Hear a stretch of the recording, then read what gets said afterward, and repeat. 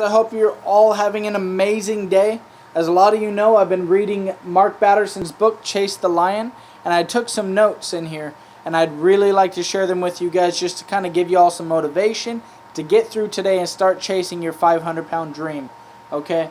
Today's episode is going to be called Snowy Day, and he starts us out in 2 Samuel chapter 23, verse 20, which says, "On a snowy day."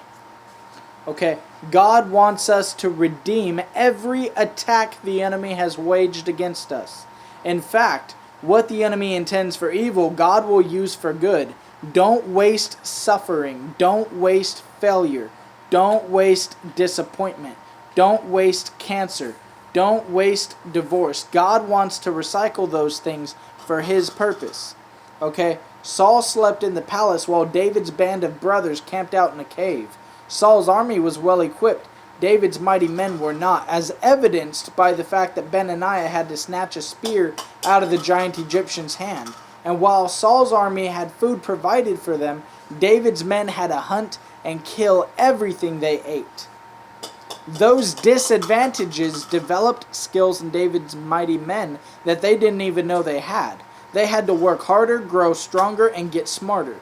Destiny isn't revealed on sunny days. It's usually revealed on snowy days. Destiny isn't revealed while watching cute kitten videos. It's revealed when you cross paths with a 500-pound lion. Destiny isn't revealed in your natural gifts and abilities. It's also revealed in compository skills you have to work extra hard to develop. You have gifts and abilities that you aren't even aware of, but they are often buried beneath perceived weaknesses. In those disadvantages, dreams are playing hide and seek. A snowy day isn't the best day to chase a sure-footed lion with claw cleats, as if the lion needed one more advantage, right? But that's what we perceive as negative circumstances are sometimes the best opportunities. Given the fact that lions can run 36 miles per hour, I'm pretty sure Benaiah couldn't keep up. But freshly fallen snow helped him track paw prints into the pit. Benaiah found a way to turn that disadvantage into an advantage. When it comes to difficult circumstances, you've got two choices. You can complain about them, or you can make the most of them. Whether those circumstances are self-inflicted or the result of someone else's actions, lion chasers make the most of them. Sometimes the circumstances we're trying to change are the very circumstances God is using to change us. We ask God to change those circumstances, but God says, no, I'm using those circumstances to change you. Instead of expending all your energy trying to get out of them, try to get something out of them. In other words, learn the lesson God is trying to teach you. Come on. Chasing a dream often starts with identifying and confessing your excuses. Here are some of the usual suspects. I'm too young. I'm too old. I don't have enough education, enough experience, or enough money. Or, I'm just not ready yet. Some excuses are more nuanced, like using your personality as a crutch. You cannot finish what you do not start. What do you need to start today? First, give yourself a start date, and I'd recommend starting today. Second, give God an hour a day every day. It might mean getting up an hour earlier or staying up an hour later, but that's how things get done. That's how dreams become a reality. Third, give yourself a deadline. Deadlines are lifelines. Without them, nothing gets done. What do you need to start? Maybe it's a diet.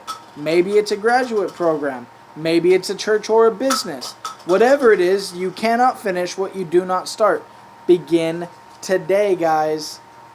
Ecclesiastes chapter 11 verse 4 says, "Whoever watches the wind will not plant. Whoever looks to the clouds will not reap." If you're waiting for perfect conditions to pursue your dreams, you'll be waiting till Christ returns. It doesn't matter whether it's a sunny day or a snowy day's forecast. At some point, you need to throw caution to the wind. Do it after you've done your due diligence, but do it. A goal is a dream with a deadline. No matter what dream God has given you, you have to break it down into manageable steps. You have to turn it into a to-do list, or it will never amount to more than a wish list.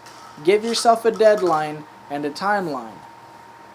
In first century Israel, there was a saying, "It's still 4 months until harvest." Jesus rebuked it. I tell you, open your eyes and look at the fields. They are ripe for harvest. Don't put off till tomorrow what God has called you to do today. Delayed obedience is disobedience. Seize the day.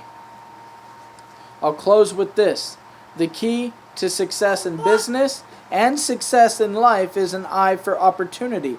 And despite the old aphorism, opportunity rarely knocks. You have to knock on it. And you'll probably have to knock more than once or twice. Generally speaking, we see only what we're looking for. If you're looking for excuses, you'll always find one. But the same is true for opportunities. If you look for them, you'll find them all around you all the time, even on a snowy day. And that, my friends, is the end of the notes I took on chapter 13 of Chase the Lion by Mark Batterson. I want to encourage you guys to buy this book if you haven't read it, or check it out at your local library. Phenomenal, phenomenal book. Can't recommend it more than I already have. I love you all. Go out there and seize the day.